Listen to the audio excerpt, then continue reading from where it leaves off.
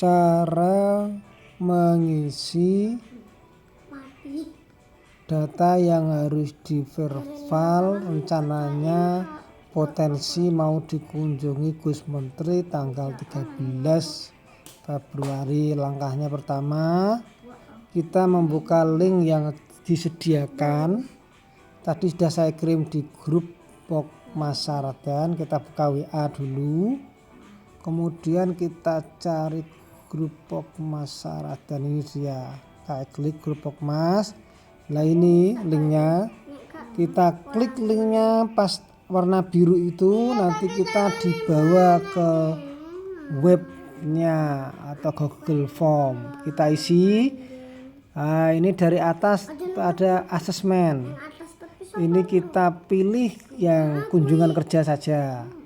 Kemudian nama petugas asesmen siapa, nama yang mendata itu siapa, kemudian SDM petugas asesmen apa ini, atau kalau nggak ada yang lainnya, yang ini apa ya, atau Pokmas Kurnia Agung atau apa ya, atau Karang Taruna atau masyarakat biasa nggak apa-apa. Terus ya masyarakat biasa boleh nggak ya, tulis saja aja Pokmas Kurnia Agung. Nomor HP petugas, kemudian hari tanggal kegiatan, nama lengkap, lanjut usia yang didatangi, nama lengkapnya siapa, nik.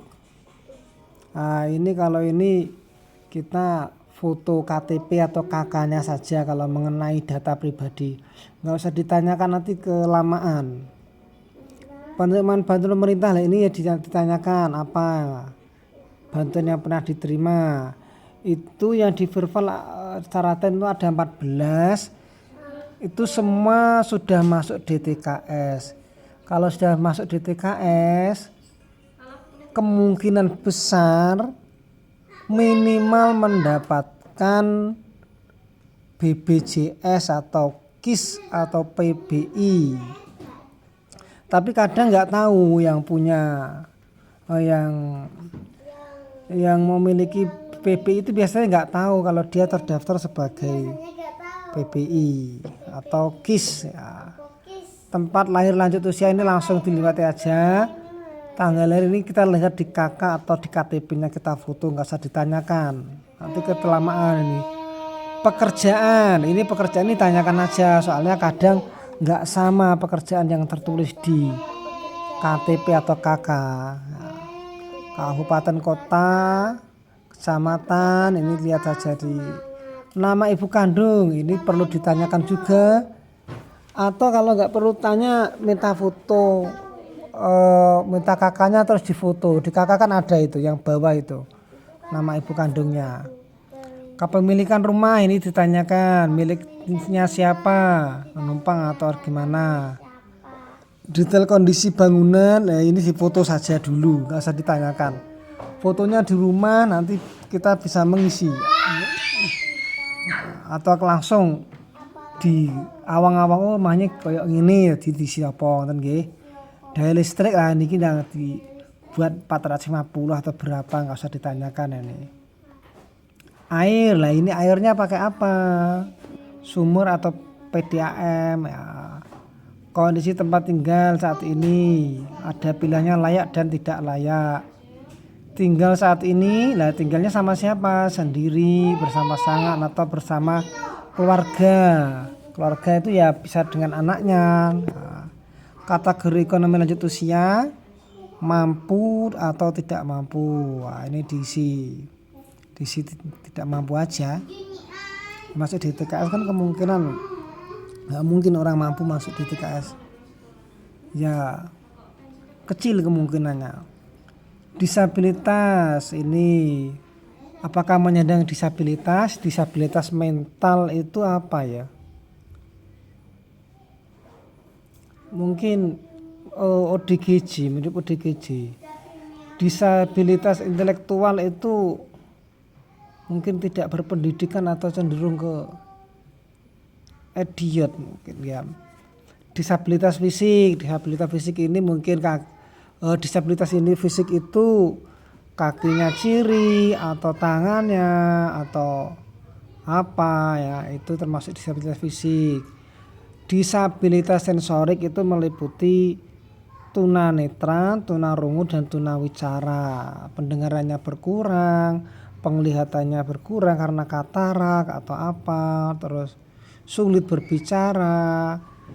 Disabilitas ganda ini menyandang dua disabilitas atau lebih, misalnya dia menyandang disabilitas fisik dan menyandang disabilitas sensorik dan atau apalah, yang penting minimal 2 disabilitas ganda.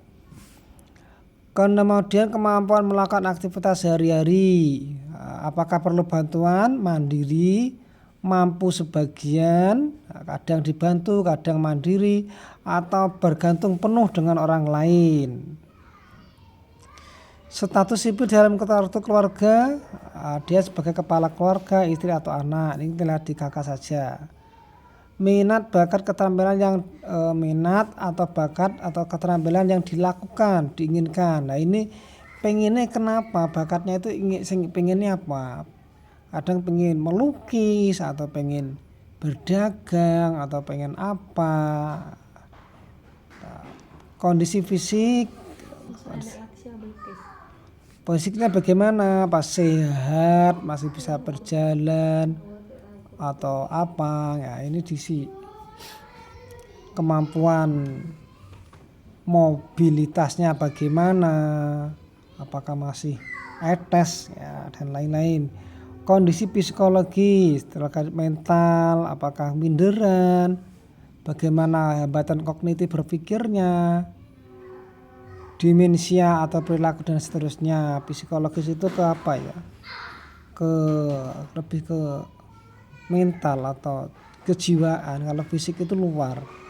Kondisi sosial itu intinya, sosial itu maksudnya hubungannya gimana dengan orang lain. Gambaran terkait kehidupan sosial seperti interaksi dan komunikasi di tetangga, dengan keluarga dan aparat setempat itu bagaimana, kondisi sosialnya bagaimana, apakah senang bergaul, empatinya bagaimana, atau introvert kan apa?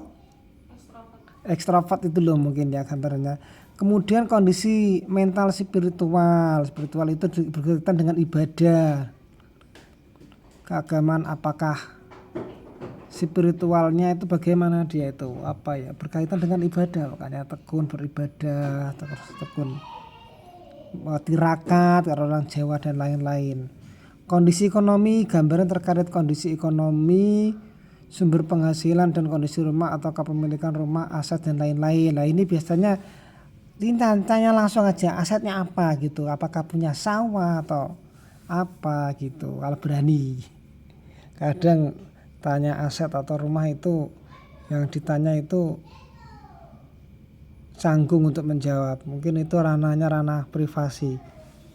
Ada seperti itu. Masalah yang dihadapi oleh lansia saat ini, masalahnya apa?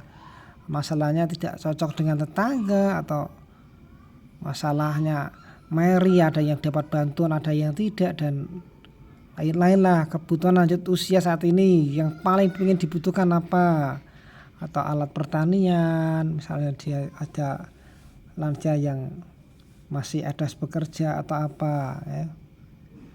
Kalau kelihatannya panjang-panjang nanti disingkat aja pertanyaannya, soalnya kalau ini ditanyakan mungkin yang ditanya juga jenuh dan membuang waktu. Jadi yang sekiranya dapat diisi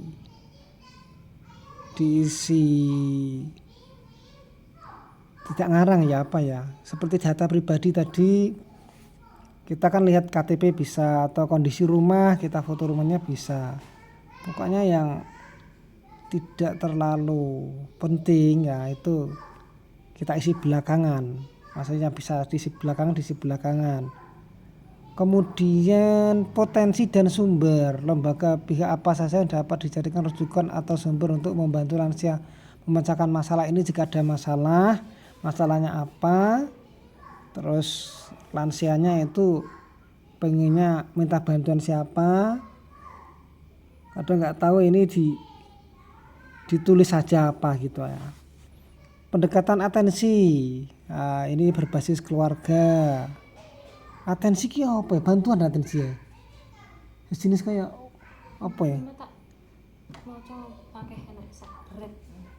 Berbasis keluarga, berbasis komunitas atau berbasis residensial.